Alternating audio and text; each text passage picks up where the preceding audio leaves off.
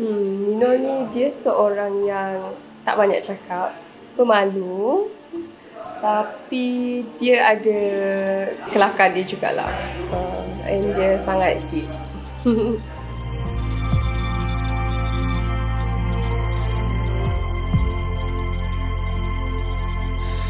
Akan ada hari di mana kamu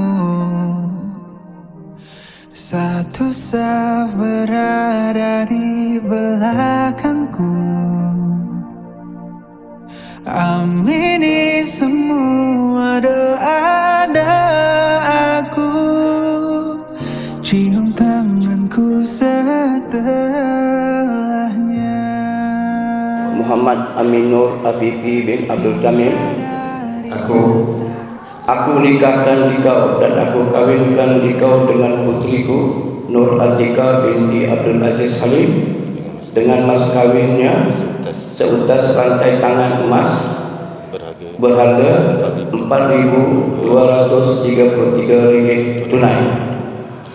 Aku terima nikah Nur Atikah binti Abdul Aziz Halim dengan mas kawinnya seutas rantai tangan emas bernilai Rp4.233 tunai.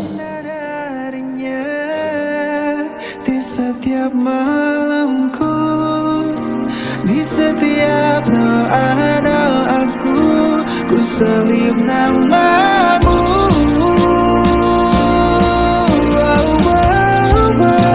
Senyuman untukku menjadi pahala untukmu. How do I feel? Actually, I feeling good and lega lah. Alhamdulillah semua dah settle, berjalan dengan lancar. Dari first met dia pun dah rasa something. Dan today is the day yang kita berdua sah menjadi suami isteri. Bahagia sampai surganya.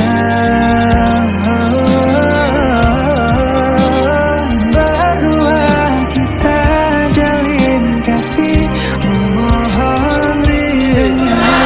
Bahagia sampai surganya.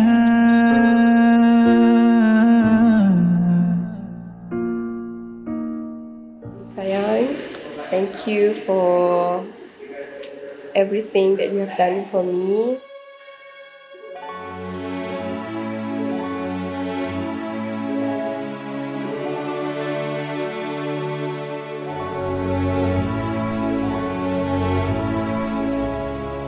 I wish all the best. Semoga dimurahkan rezeki, dan dipermudahkan urusan lah. And bro, welcome to the family, bro. I hope you take good care of her, love her to the end of your breath. Semoga apa yang diimpikan insyaAllah menjadi kenyataan.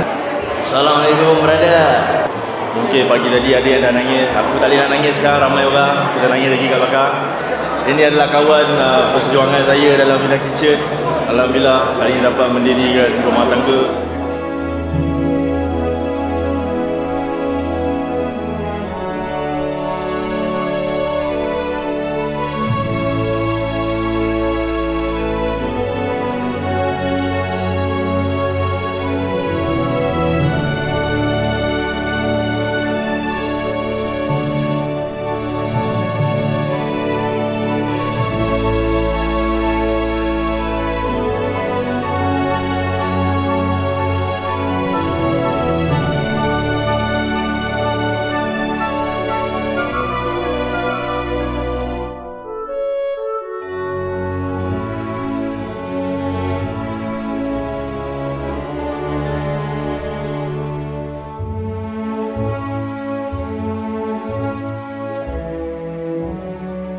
I wish for both of you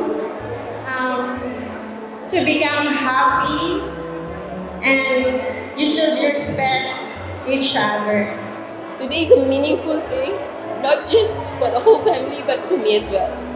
Semoga mahligai yang dibina, masjid yang didirikan kekal bahagia hingga ke syurga.